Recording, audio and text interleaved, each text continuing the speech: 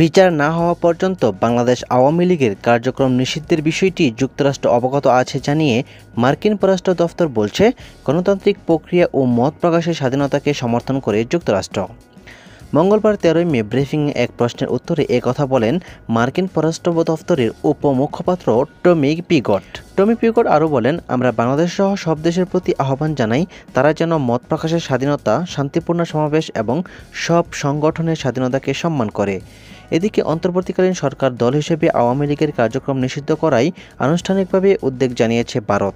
Times of ইন্ডিয়ার প্রতিবেদনে বলা হয়, মঙ্গলবার 13 মে সন্ধ্যায় দিল্লিতে পররাষ্ট্র মন্ত্রণালয়ের নিয়মিত ব্রিফিংয়ে মুখপাত্র রণধীর জয়সওয়াল বলেন, কোনো উপযুক্ত পদ্ধতি অনুসরণ না করেই আওয়ামী লীগের উপর নিষেধাজ্ঞা আরোপ একটি উদ্বেগজনক ঘটনা।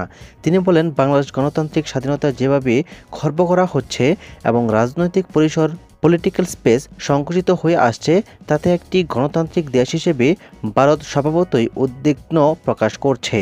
একই সঙ্গে বাংলাদেশে যত দ্রুত সম্ভব নির্বাচন আয়োজনের দাবিও পুনর্ব্যক্ত করেছেন জয়সওয়াল। পররাষ্ট্র মন্ত্রণালয়ের মুখপাত্র বলেন, বাংলাদেশে দ্রুত একটি সুষ্ঠু, অবাধ ও শান্তি অন্তর্বর্তীমূলক নির্বাচন অনুষ্ঠানের দাবিকে আমরা জোরালো সমর্থন জানাই।